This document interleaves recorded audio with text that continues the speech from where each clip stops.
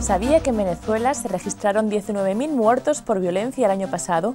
¿Cómo puede ser que en este país, cuya reserva de petróleo es una de las más grandes del mundo, haya tanta pobreza? ¿Cómo está influyendo la política del gobierno de Hugo Chávez en la religiosidad venezolana? Hablaremos de estos y otros muchos temas en su programa, Donde Dios llora.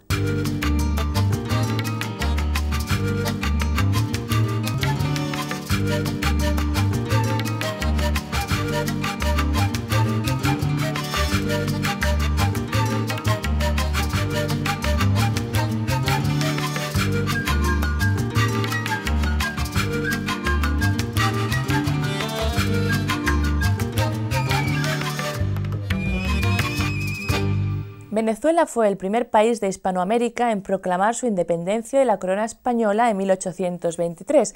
Tras un largo capítulo de conflictos civiles y gobiernos autoritarios, comenzó su proceso democrático tras la caída del general Pérez Jiménez en 1958. Hoy en día la situación política es inestable y divide el país internamente debido a la política de tinte neocomunista del presidente Chávez. Alrededor de un 96% de la población venezolana es cristiana, en su gran parte perteneciente a la Iglesia Católica. Sin embargo, el número de miembros de la Iglesia Evangélica crece cada día más en Venezuela. Tenemos aquí hoy con nosotros a Monseñor Jaime Villarroel Rodríguez, obispo de la diócesis de Carúpano, en Sucre, en el oriente de Venezuela. Monseñor, bienvenido a nuestro programa. Muchas gracias por estar aquí hoy con nosotros. Gracias a ustedes por permitirme estar aquí presente, visitar esta institución. Nos ayuda para llevar adelante un trabajo pastoral en nuestra diócesis.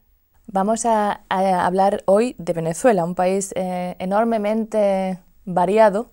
El que haya estado allí sabe que Venezuela es como muchas Venezuelas en uno. Usted es obispo de Carúpano, en el estado Sucre, en el oriente.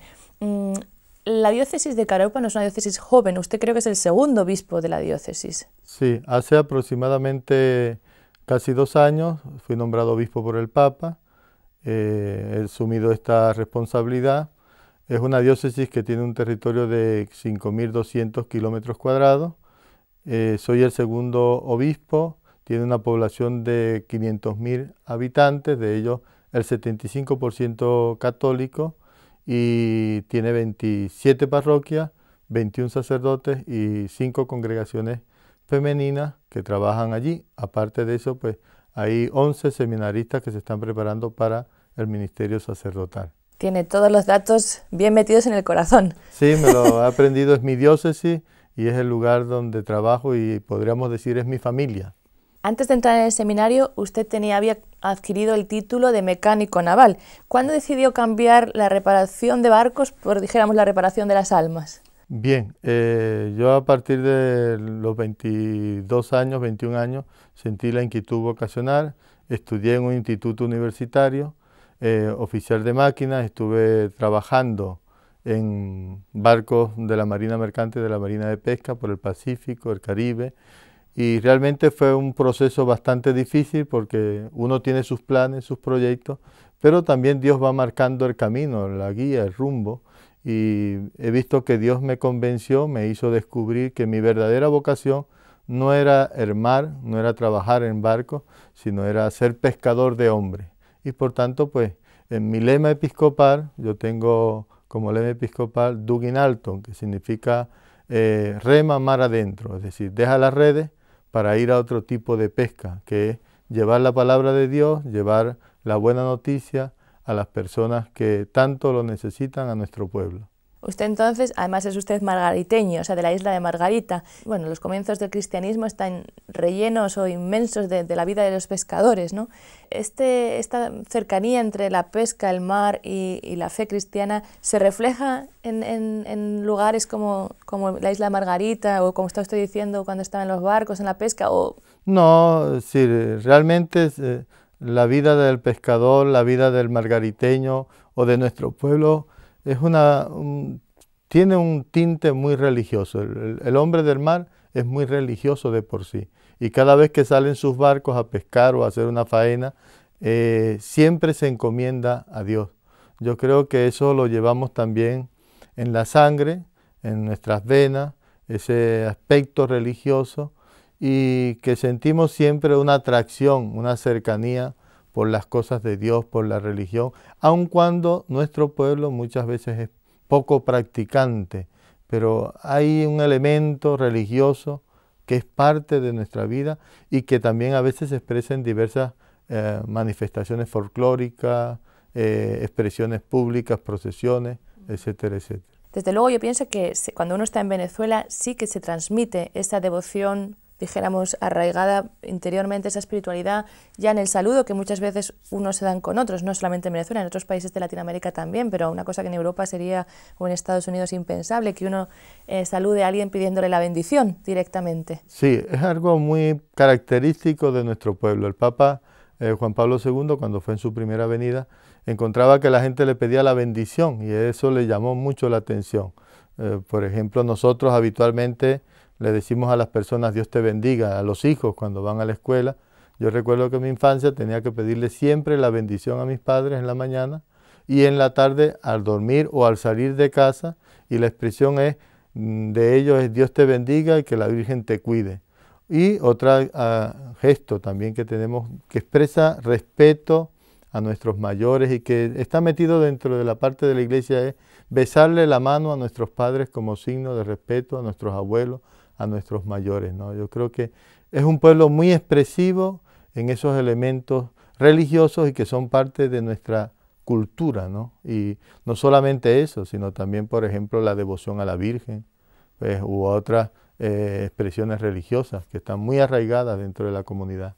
Hablemos quizá ahora un poquito de las dificultades que se ha podido encontrar últimamente Venezuela en los últimos años, claramente la relación Estado-Iglesia, porque creo que en los últimos años la relación no ha sido fácil y si bien quizá últimamente el ataque no viene abierto ni frontal, sí que se sigue poniendo trabas a la labor de la Iglesia. ¿Lo nota usted esto en su labor pastoral concreta y diaria? Sí, hoy en día podríamos decir lamentablemente que hay un franco deterioro entre las instancias, entre el diálogo iglesia-gobierno, debido a múltiples factores. No podemos decir que esto se debe a una parte de estas instancias, sino hay múltiples factores.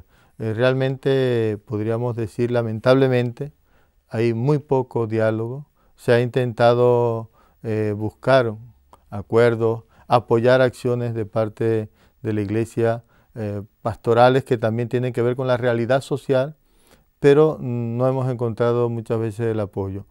Se hace ver a la iglesia en su institucionalidad como de espaldas al pueblo, cuando la iglesia siempre ha estado con el pueblo, acompañando, animando, alentando y apoyando aquellas buenas acciones que las instituciones públicas tienen a bien hacer en beneficio de la comunidad. Y claro, también denunciando, cuando hay que denunciar, en el buen sentido de la palabra, para alertar y para ayudar a poner los correctivos. Pero no se acepta hoy en día pues que la iglesia tenga una palabra de disensión frente a ciertas políticas. Entonces, lamentablemente, hay una situación de mucho conflicto, de falta de diálogo entre las diversas instituciones. Quizá voy a hacer un poco de abogada del diablo. ¿Cree que ha sido justo o se puede acusar a la Iglesia de haber estado lejana al pueblo, de no haberse ocupado de sus necesidades primordiales? Mire, no, yo creo que no. Si ustedes pueden ver los documentos que la Iglesia Católica a lo largo de todos estos años ha sacado a través de la conferencia, a través de cartas pastorales del obispo, de los diversos obispos, se encontrarán siempre una iglesia jerárquica, cercana, preocupada por las necesidades del pueblo. Es verdad que ha habido momentos, situaciones quizás o muy puntuales, donde de repente se ha visto un distanciamiento, pero en general, pues en nuestros documentos, en nuestra labor pastoral, pastores que han caminado todo el pueblo, que se han preocupado no solamente por una acción pastoral, sino por buscar mejorías en la infraestructura, en lo social, para nuestras comunidades tan pobres y tan necesitadas. Es decir, en general yo creo que la iglesia siempre ha estado abierta y muy cercana con las comunidades. Retomando el intento del gobierno de crear esta división, gracias a Dios a mí me parece que no ha logrado esta división. ¿O ha repercutido esto en la religiosidad del pueblo? Hoy en día, pues, el episcopado está muy unido.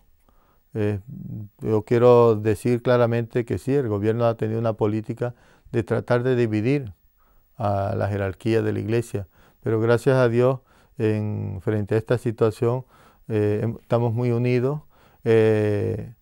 Ciertamente nuestra preocupación es el pueblo, las comunidades. Por otro lado, también con nuestros sacerdotes hemos estado trabajando.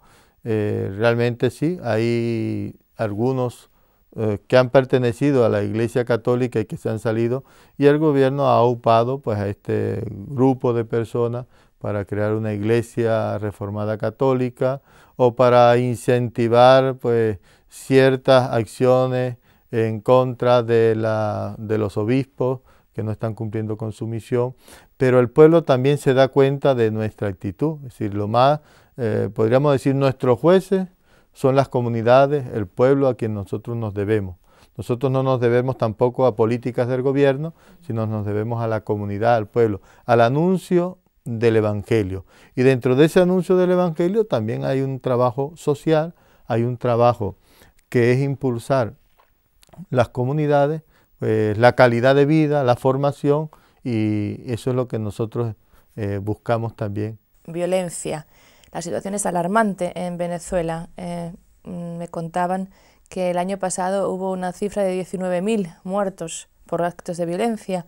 ¿Cómo viene este cambio en la sociedad? Porque Venezuela hace 10 años no tenía Lamentablemente, pues la violencia en Venezuela ha crecido exponencialmente. El año pasado ha sido uno de los años más violentos, según las cifras dadas por el mismo gobierno, que son cifras oficiales. Más de 19.000 personas muertas por violencia, por asesinato, robo. Dentro de esas 19.000 personas, aproximadamente el 60, 70 son jóvenes. Un desangramiento está sufriendo el país. Podríamos decir una guerra civil muy solapada, pero está allí. Esa violencia, creo que también una parte, pues, por la impunidad que existe en el país. ¿Sí? La falta de justicia, la falta de mecanismos de prevención, y por tanto esto crea un clima de mucha violencia. También hay que decirlo, y eso se sabe, el lenguaje presidencial que cuando se dirige a la gente es un lenguaje que exacerba pues, el odio, la violencia, el enfrentamiento, y por tanto también esto pues se va metiendo dentro del cuerpo de la sociedad, y cuando los mecanismos no funcionan, cuando hay una gran impunidad y donde todo el mundo hace lo que le viene en gana, al final pues la gente dice pues yo también hago lo que viene en gana, y por tanto no hay ni mecanismos de prevención, y pues se utiliza después la represión, pero de una manera exacerbada, pensando que es así como se va a contener la violencia. Por ejemplo, el año pasado, a finales de año, se dio el indulto a una gran cantidad de presos, que no quiere decir que eso no deba hacerse, pero debe hacerse con los mecanismos adecuados, con los estudios bien hechos, con criterios, pues, que se deban realizarse para que esa posibilidad que tienen algunas personas de volver otra vez a la sociedad, pues sea para reinsertarse y para nuevamente pues ayudar a la sociedad a crecer. Pero esto se ha hecho sin criterio, y por tanto esto también hace que se lleve la violencia nuevamente a las calles, una gran inseguridad, un gran temor, un gran miedo, que realmente pues lo estamos padeciendo todos.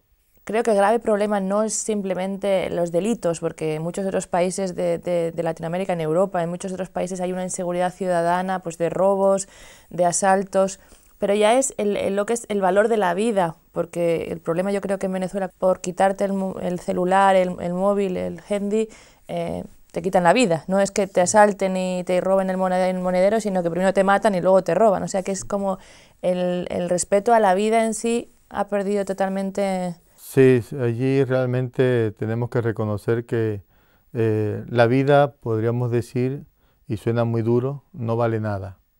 Y por tanto, pues, se mata por matar a veces.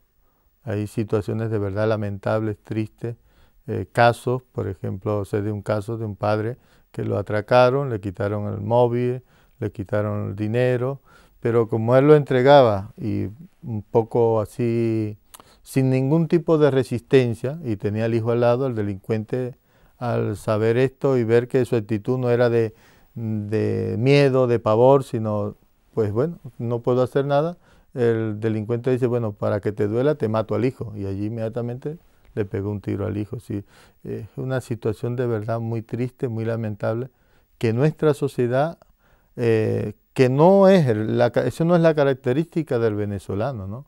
Pero estamos llegando a unos grados de violencia tremendos, y donde ya se mata por matar. Y como no me van a meter preso, o pues puedo hacer lo que quiero, aquí mandan las armas. En Venezuela hoy en día se sabe que hay más de 12 millones de armas en la calle. Es un país de 30 millones de personas. Es decir, un pueblo armado. Casi la mitad de la población tiene una arma. Tiene un arma, sí.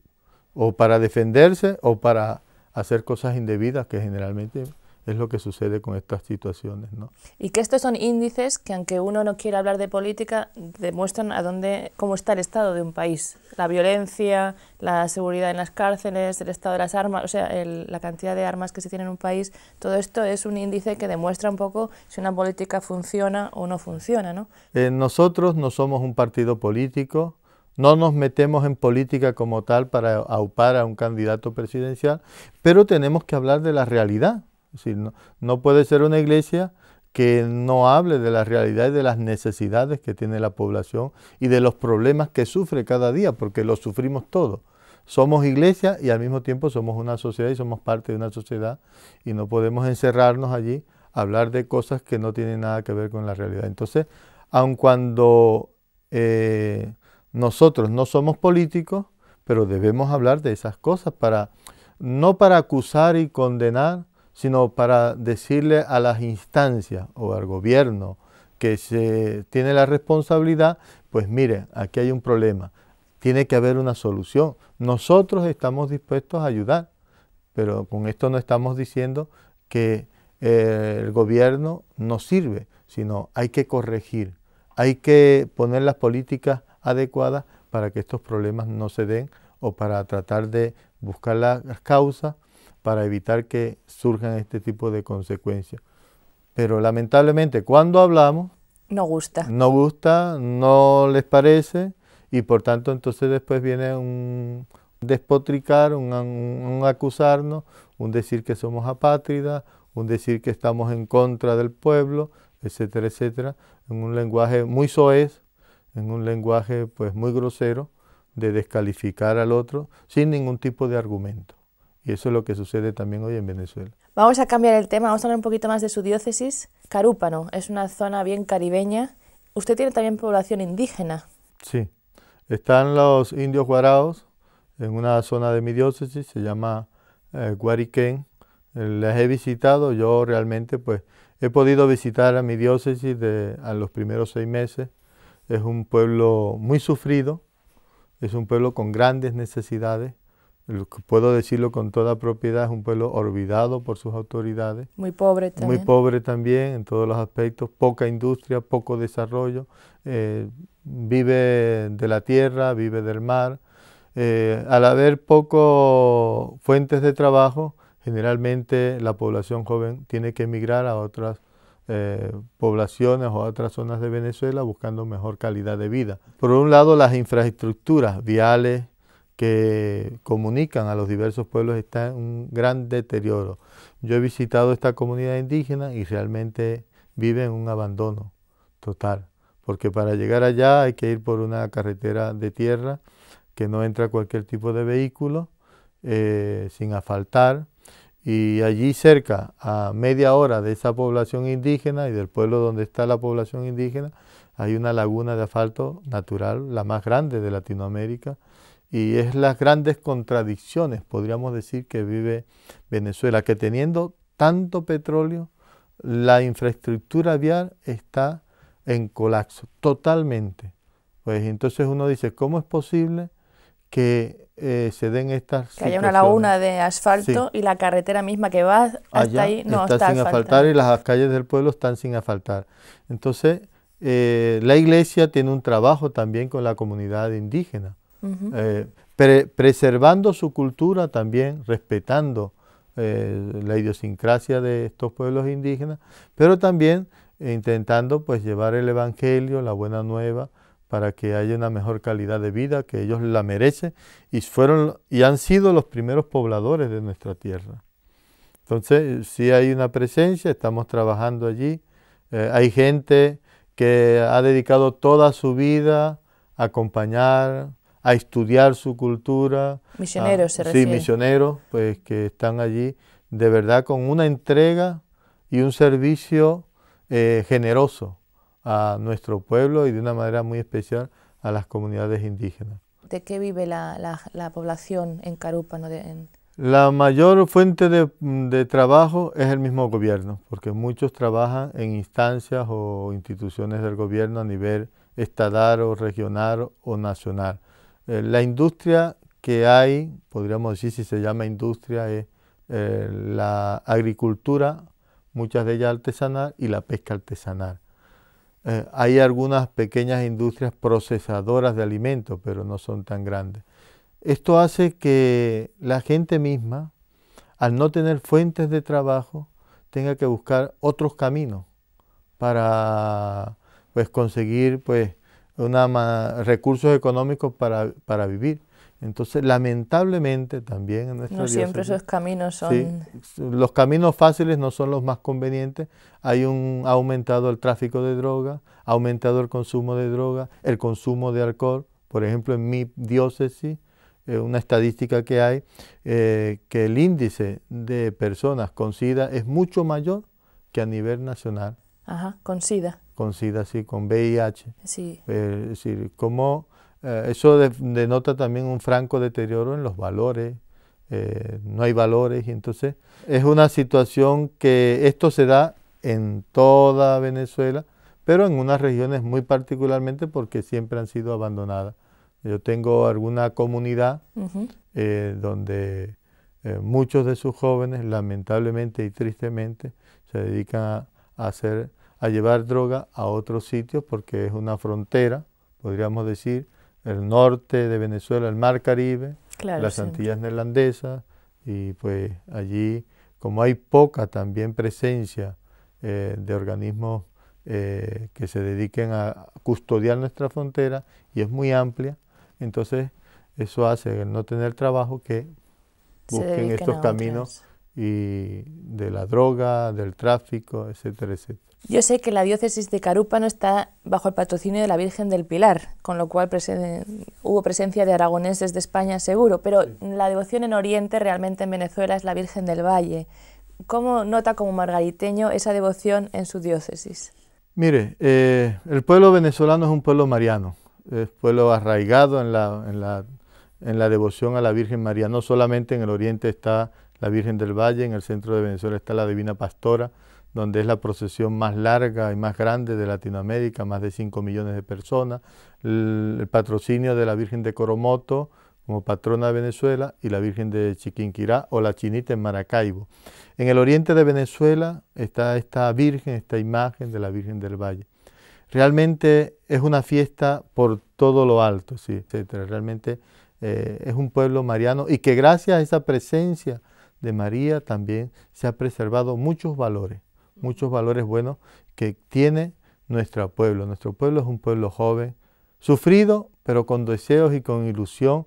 Y yo creo que estos momentos aciagos que vive nuestro país también son una enseñanza para ayudarnos que todos juntos podemos construir una nación, todos juntos podemos llevar adelante, impulsar un trabajo en todos los niveles y todos los ámbitos para que tengamos una mejor calidad de vida, para que tengamos un pueblo realmente que exprese su relación, su fe y su devoción y también su deseo a través de esos diversos elementos religiosos, folclóricos, culturales que tiene nuestra nación. Vamos a encomendar entonces a la Virgen del Valle y en general a la Virgen que lleve de la mano a Venezuela en los próximos tiempos. Sí, yo de verdad agradezco a esta institución, a las cámaras, a este programa, el permitirme aquí compartir con ustedes y dar una pequeña muestra de lo que es nuestro país, nuestra iglesia.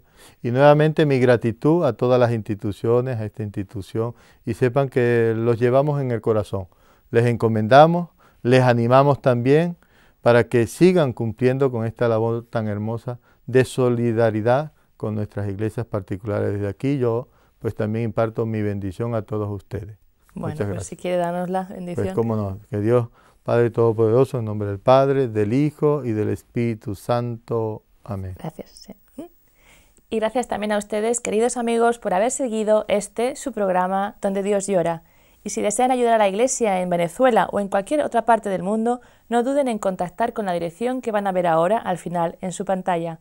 Gracias y hasta la próxima semana.